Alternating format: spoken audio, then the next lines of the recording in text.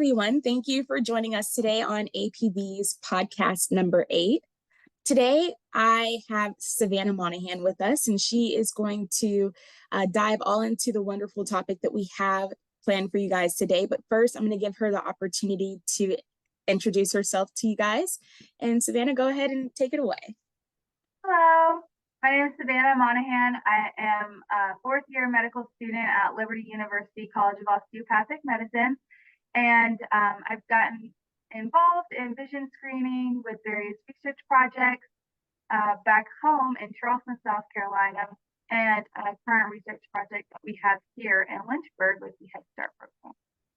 Well, thank you so much for joining us, Savannah. I know that, you are busy with being in school, and so we're so grateful to have a little bit of your time just to discuss the information that you have planned for us here today. And so with that being said, we're just going to introduce our topic, which is more specifically vision screening for the preschool age. So that age would be between 3 and about 5 years old. And so I'm first going to start off with asking, you gave us a little bit of a background, but what is your experience with vision screening? So prior to coming to medical school, I worked as a scribe at the Medical University of South Carolina Stormont Institute, and they have a residency program there. And I worked with various providers and got to learn about ophthalmology in that way. And then I started medical school in 2020, height of COVID.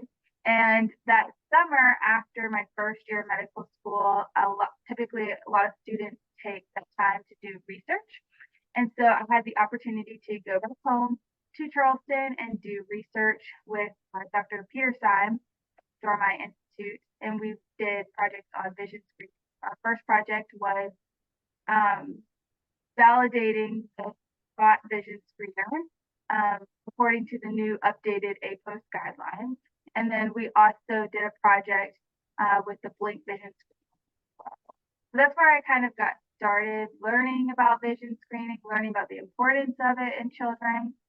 And then I started my own project here in Lynchburg with the Head Start program, and we are working on that currently. Well, that's awesome. It sounds like you have a lot of great experience and a lot of knowledge on vision screening. And it's so important to have people that are out there advocating for vision screening, especially for this age range, just because with state mandates, you see that it's not mandated everywhere. And that's such a gentle and fragile age where you can catch issues that maybe are treatable. Whereas if you wait a little bit later in their lifespan, that issue may not be treatable or as treatable as it was when they were younger. So thank you so much for the work that you're doing with that population of kids, because it's so important to highlight that they need the same exact care that a school age child needs. I agree. And the importance of why we chose to do the Head Start programs here in Lynchburg is because the Head Start programs are for children between 3 to 5 years old. And typically, this age group of children would be getting vision screening services at their annual visits at the pediatrician's offices. But statistically, the population that Head Start serves are underrepresented patients or patients that don't have access to that medical care. And so that's why we decided to target this specific population, is trying to provide that care to a population that may not otherwise have access to it. Right.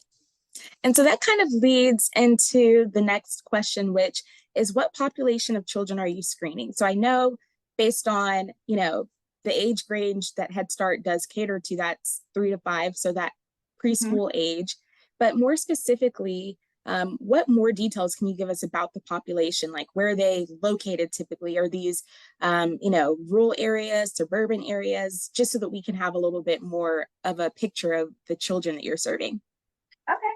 Yeah, so Lynchburg is I would say a rural area, especially coming from Charleston, which is, a pretty big city.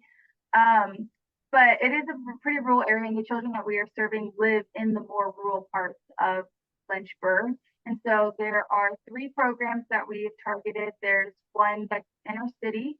So it's kind of targeting more inner city population, children that are growing up in that area. And then we have one that is in Madison Heights, which is on the outside of Lynchburg, but it's about 10 miles, so pretty quick drive for people if they need to get access to, grocery stores, shopping centers. And Right. then the third site that we're targeting is in Bedford, which is about a 30 to 45-minute drive from Lynchburg, and they have significantly less resources there that are more difficult to kind of get to than if they were going to come to Lynchburg. That's a bigger trip than that. So we're kind of targeting the rural inner city population. Perfect. And so with that population, being that there are some that are so differently, inner city and rural, those are just, they can be night and day in terms of what you're seeing in those communities. What are some of the trends that you're noticing in terms of vision with these different populations? So here in Lynchburg, we only have one pediatric ophthalmologist, and she's very sweet, and she is very full, as you can imagine, with all of the children that are in Lynchburg. And then she also serves all of the smaller communities that are between Lynchburg and the bigger cities. So there's, with her, I want to be sure everybody's correctly. With her working with all the children here, she has like quite a kind of period for children to try to get into her.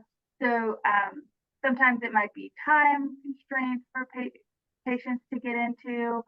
We're also noticing that a lot of the times the parents, they're having to take off work. They're having to take off time from other activities, and it's difficult to afford to take off that.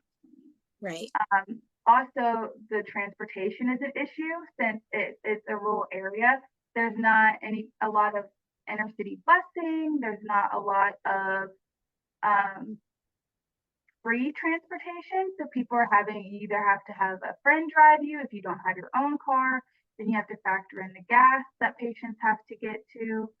And then also, if they don't go to the pediatric ophthalmologist that's here in Lynchburg, the next closest one is in Charlottesville.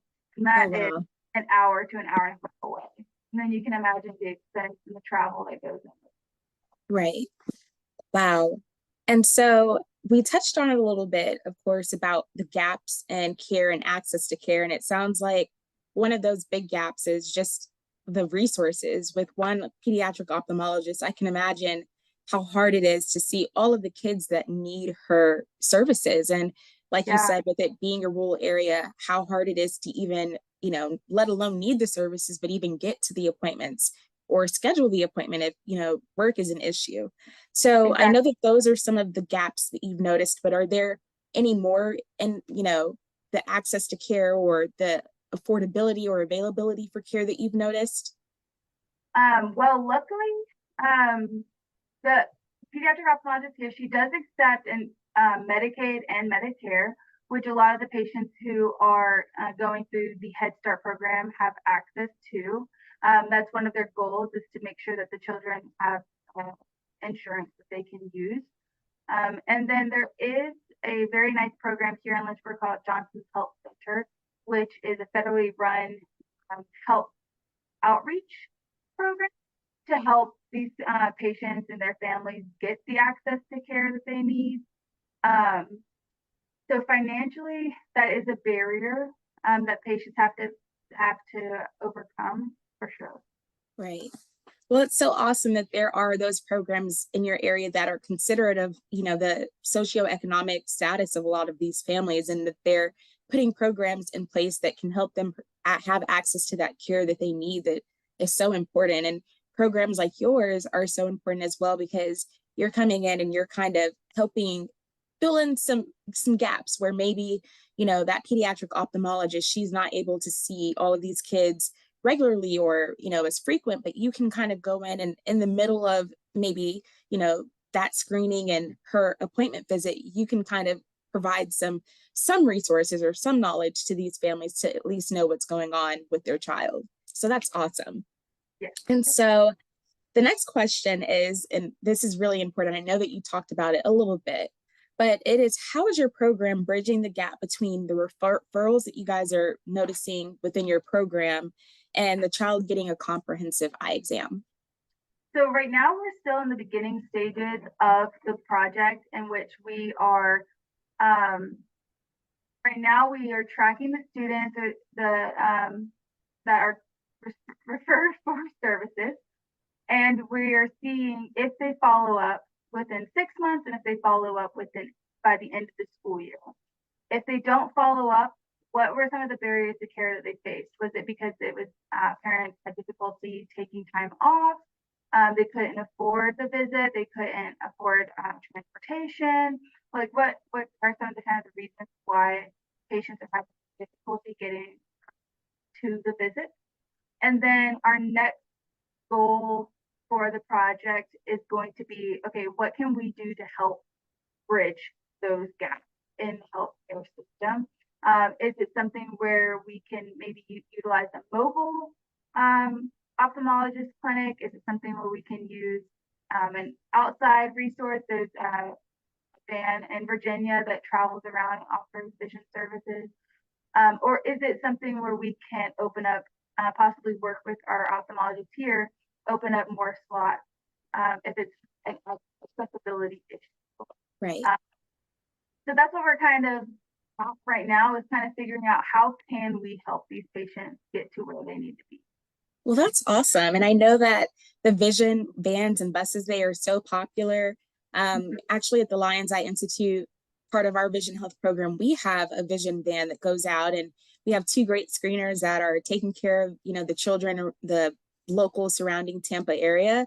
And so I know how effective those can be. And I can only imagine how effective in an area, like you said, where one of the barriers is transportation, how effective having a mobile clinic could be, or just being able to go to the child, or, an area where they can at least get to if their parents can't get them to where the services are located. So, I mean, that's an awesome, option that you guys are thinking about. And I'm really excited to follow up and see, what happens with your research, where you guys feel that you can bridge that gap. So that's really exciting.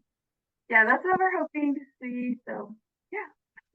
And so the last question to kind of wrap up our interview is, given your experience and, everything that you've noticed in vision screening in your area, what are some tips that you could share with parents or any of our listeners about pediatric vision screening?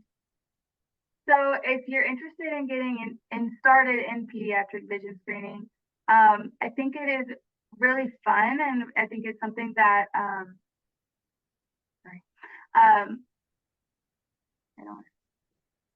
I think it's something that anybody can get involved in if they're interested. There are a ton of resources out there to learn about it. We're going to be offering resources for people to learn more about vision screening. And then getting involved if you're finding out if your child's school does vision screening.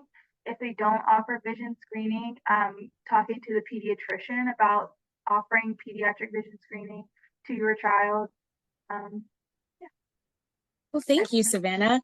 Those are awesome tips. And, definitely if you are listening to this podcast, write them down, make sure that, you're asking the questions that need to be asked, and really trying to take advantage of all of the resources and even getting involved, because you would only imagine how, like Savannah said, some of these gaps are having the resources or just the person to do it. So get involved. We are starting our own certification program here with APV, so that will be coming soon. If you're interested in learning more about screening or wanting resources about vision care, you can definitely visit us at www.myapv.org. And that is all for now. Again, thank you so much for Savannah for visiting us today, and I hope everyone has a good rest of your day. Thank you for having me. Thank you.